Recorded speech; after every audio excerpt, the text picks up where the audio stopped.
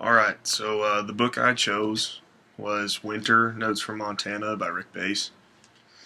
The reason I chose it was I was just looking through the different books at the library, and I just read here a little excerpt.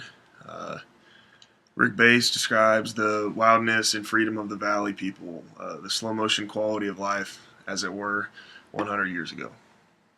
Right there, talking about nature, uh, history, two things I'm very fond of. Um, and right there, I thought that's probably the book I'll choose. I like, personally, I like hunting. I like enjoying nature, and I'm a big history fan.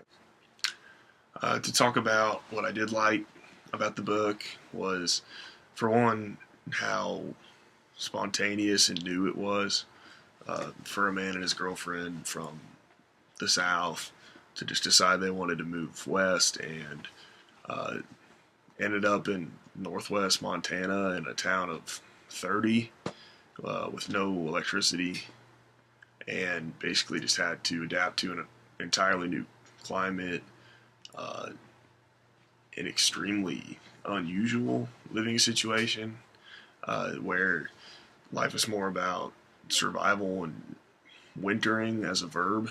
Uh, just uh, basically working to prepare yourself for the long winter and all the isolation that they experienced and kind of mentally how they uh, how they dealt with isolation was very interesting to me.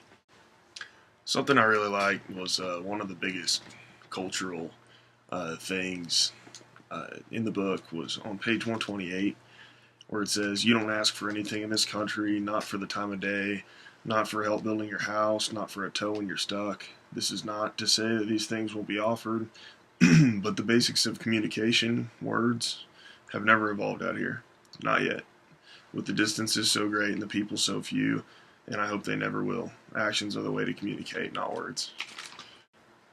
What I really liked about that was just the differences in cultures, where uh, today's culture, there's a lot of, uh, you know, do this for me, help me with this, paying people for services, and it's not always necessarily wrong, but sometimes it's abused. The easy route, it's kind of like, as they said, cheating versus in Yak, everything you do on your own unless you absolutely need someone's help, and that's when you ask for help. But uh, I just like seeing the difference in their culture of self-reliance and kind of stubbornness versus our culture of help me, help me. All right, so to talk about what I didn't like about the book, I would say there wasn't really much I didn't like, uh, other than sometimes it was kind of slow. But an example of something that I didn't really like in the book was when the landlord that he's a caretaker for comes in, and just to read here, it's on page 73.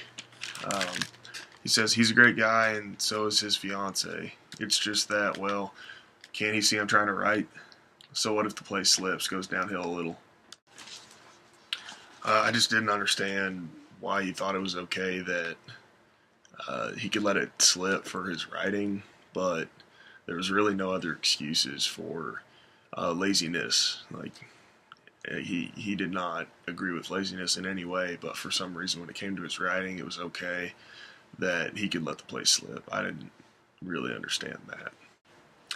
Overall, I think I took a few things from it. Some more basic, like more of an appreciation for nature, um, an appreciation for learning a new trade, and just being able to say, "I got this. I can do this myself," versus asking someone for help. But another insight I took from it was just how much your town's population uh, and location and pace of life can really affect your outlook on everything. All right, my final word is, if you are an outdoors person, If you appreciate nature, if you have some affinity for Montana for whatever reason, if you like snow, uh, anything like that, I think it's worth a read. It's an interesting read for sure, and it definitely gives you a different outlook and a different perspective on uh, culture.